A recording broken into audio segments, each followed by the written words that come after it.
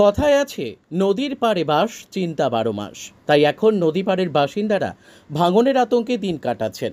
আজ সকালে আচমকা ফুলাহার নদীর দাপটে তলিয়ে গেল একাধিক গাড়ি। মুহূর্তের মধ্যে নিশ্চিহ্ন হয়ে গেল কয়েকশো মিটার নদীর পাড়। বাঁধ ছুঁয়ে বইছে এখন ফুলাহার। আর এমন পরিস্থিতিতে ব্যাপক চাঞ্চল্য মালদার মানিকচক ব্লকের মথুরাপুর শঙ্করটোলা ঘাট এলাকায়। স্থানীয়দের মতে প্রশাসনের অবহেলায় বাড়িঘর হারাতে বসেছে বহু পরিবার। আর বাঁধ ভাঙলে গোটা মানিকচক ব্লক এলাকা প্লাবিত হবে। সোমবার নাগাদ দুর্যোগে আতঙ্ক পরিস্থিতির সৃষ্টি হয়েছে মথুরাপুর এলাকা জুড়ে। নদীর জলস্তর বৃদ্ধি পেলেও এমন ভাঙন আগে দেখেনি এই এলাকার বাসিন্দারা। নদীর তীরবর্তী এলাকায় রাখা ছিল দুটি ট্রাক্টর, একটি স্করপিও ও একটি বোলেরো গাড়ি। ভাঙনের তীব্রতা এতটাই মুহূর্তের মধ্যে নদী গর্ভে সে যানবাহনগুলি তলিয়ে গেছে। নদী একেবারে বাড়িঘরগুলি গিলে খাচ্ছে। প্রশাসনের বিরুদ্ধে নজরদারির অভাবের সাথে অবহেলার অভিযোগ তুলছেন স্থানীয়রা। ইতিমধ্যে ভাঙনের বেশ কয়েকটি বাড়িঘর ক্ষতিগ্রস্ত হয়েছে।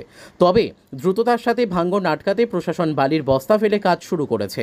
পাশাপাশি ক্ষতিগ্রস্ত পরিবারগুলিকে সরিয়ে আশ্রয় দেওয়ার তোড়জোড় শুরু করেছে প্রশাসন। যে ধরনের পদক্ষেপ নেওয়া যায় সমস্তটা আপৎকালীন পরিস্থিতিতে পদক্ষেপ নেওয়া হচ্ছে বলে জানিয়েছেন মানিকচক পঞ্চায়েত সমিতির সভাপতি পিঙ্কি মণ্ডল। কখন থেকে চলছে? কিচ্ছু নাই, আমার কিচ্ছু নাই, একবারে সব শেষ। কতগুলা পরিবার, এরকম কতগুলা ঘর আছে?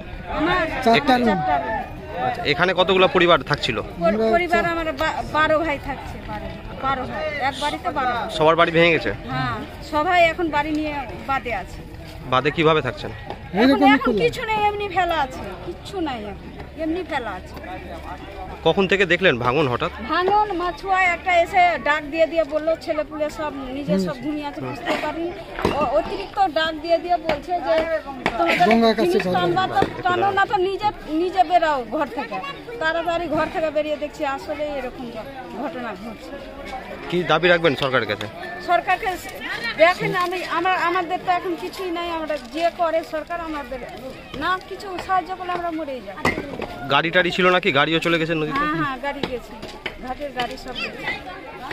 3টা গাড়ি, মোটর সাইকেল, বোলেরো সব গেছে। কাজ চলছে এখন? হ্যাঁ, এখন কাজ দেখুন বস্তা দিয়ে হ্যাঁ। থামবে নদী? ফোন করে বলবো। কি নাম আপনার? অবস্থা এখন? রাত 3টে থেকে আমাদের শুরু হলো। হ্যাঁ, হাত দাওয়া দাওয়াই হয়ে রয়েছে, ঘর বাড়ি পড়ছে। হ্যাঁ, ওই আমরা সামান টানাটানি করছি। আর আমাদের ধরলে কি এইরকমই সামান ছিটকে ফেলে দেখেছি বাঁধের উপরে। হ্যাঁ, আমাদের থাকার কোনো এখন স্থায়ী নাই, কোনো সামান কিনতে পড়ে আছে না আছে কোনো ঠিক নেই। কোন জায়গা এটা? এটা শঙ্করটোলা মুঠাপুর। হ্যাঁ।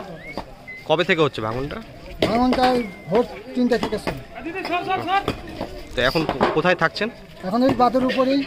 সামান কোনো সাহায্য পেয়েছেন এখন? কোনো সাহায্য পাইনি। কি সাহায্য দাবি রাখছেন? আমাদের যা সরকার আমাদের আমাদের আর কিছু নাই, এইটাই শেষ, জায়গায় নাই। কি নাম আপনার? জনক মণ্ডল। আমি পিন্টু মণ্ডল, মথুরাপুরবাসী। আমরা এখানে এসে দেখছি যে গঙ্গা ভাঙন শুরু হয়েছে।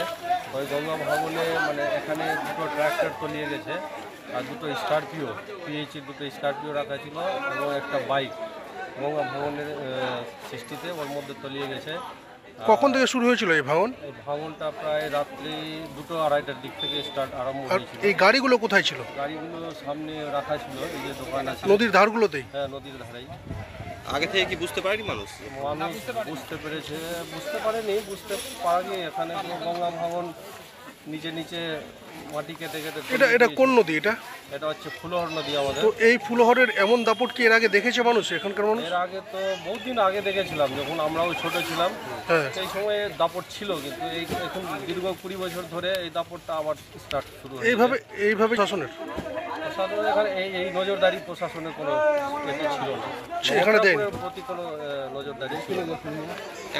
কয়েকটা ঘর এখান থেকে তুলে দেয়, এখানে তুলে আবার ওরা ক্ষতিগ্রস্ত হয়েছে। যাবে কোথায় ওরা?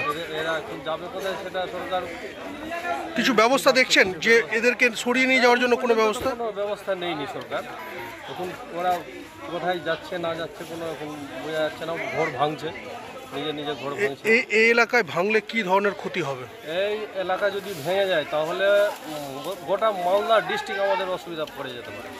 যদি না বাজে তাহলে মানিকচক ব্লক বলে নাম নিশানাটা থাকবে না, মালদা ডিস্ট্রিক্টও ক্ষতি হতে পারে।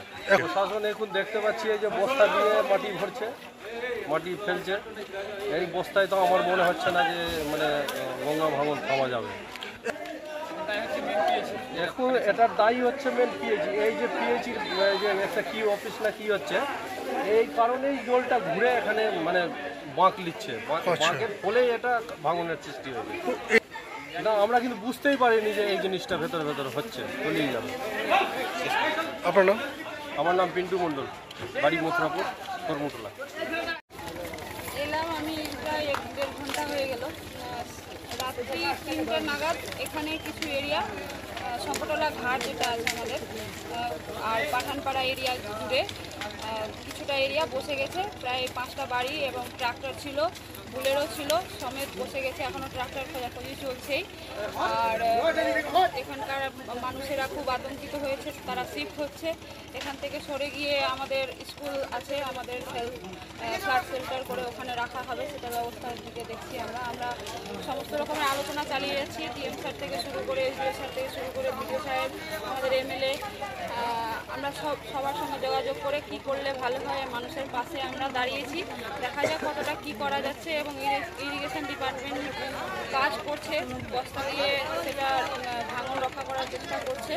তো আমরা এসছি, ভিজিট করলাম, দেখি কতটা কি করা যায়।